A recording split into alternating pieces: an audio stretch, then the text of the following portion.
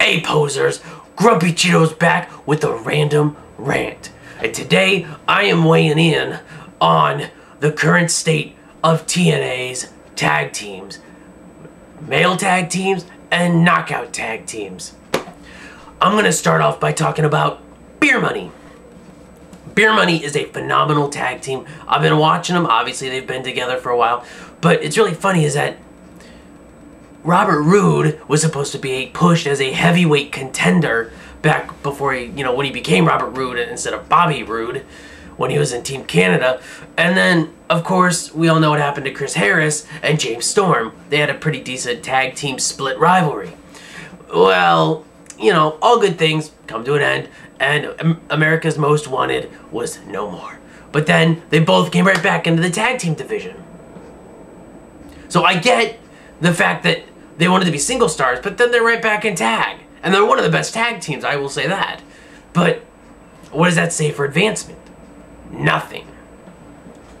Let's move on to 3D. One of the most hardcore and legendary tag teams in history, period. Any organization, anywhere. Team 3D is the bar for tag teams, I would say, in today's world. Team 3D is one of the best on the mic and in the ring. So TNA is very lucky to have this huge tag team on their side. Let's talk about some of the fresher tag teams like the British Invasion, Doug Williams and Brutus Magnus. Now I know a lot of people have been giving these guys a lot of flack, but they're new. Give them a chance to get in. They're in the World Elite, so they're kind of learning, from guys who have experience like Eric Young, and I know these guys have experience, but European wrestling and American wrestling is different in some ways. So they have to kind of learn the ropes. So give them some time, guys. And I love the fact that they wear the British Bulldog tights. That's A-okay in my book. The Motor City Machine Guns, Alex Shelley and Chris Sabin. Two awesome X Division superstars, which made a awesome X Division tag team. Should these guys go single?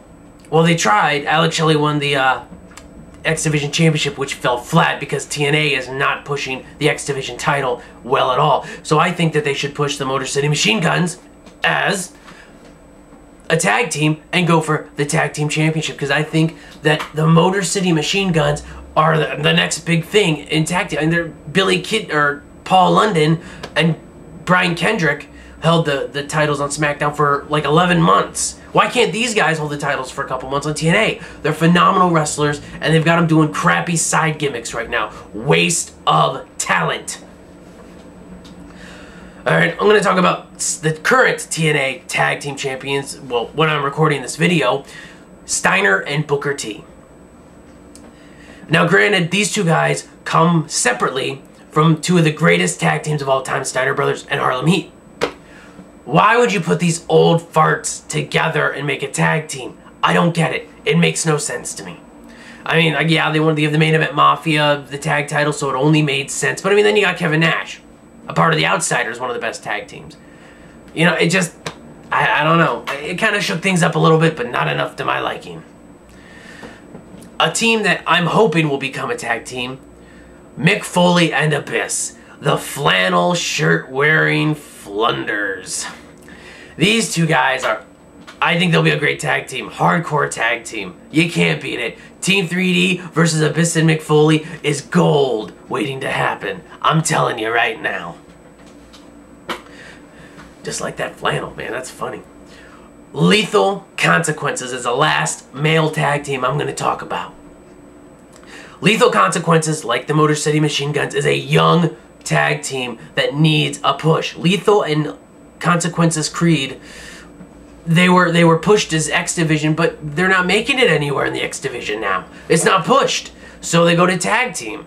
And what happens there? They're not pushed again. Now, Jay Lethal's Black Machismo gimmick, I like it. They need to keep it. I think it's just funny. They just don't need to push it as hard as they did in the past. But they can still use it. Why not? And Consequences Creed just needs to be pushed. X Division champion he needs to be. Yes. I'm talking like Yoda. Okay. Moving on to the Knockouts tag teams. I'm going off of the tag teams from the tournament, so you're gonna have to work with me here.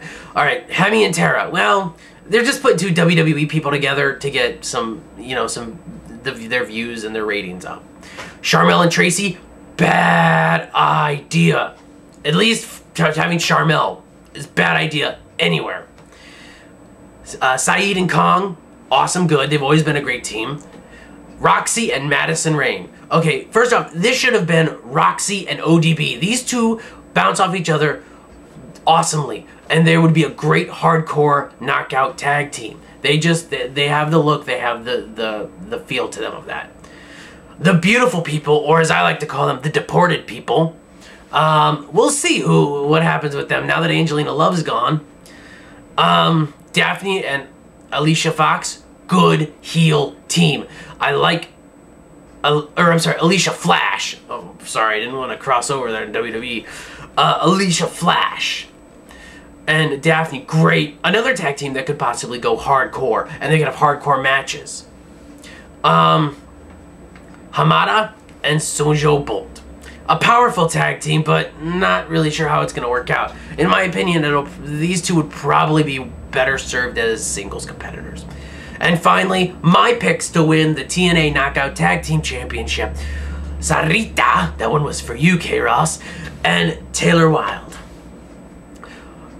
This is another great tag team, fast-paced action, good experience, and I really look forward to seeing what these girls have to offer the tag team, Knockout Tag Team division.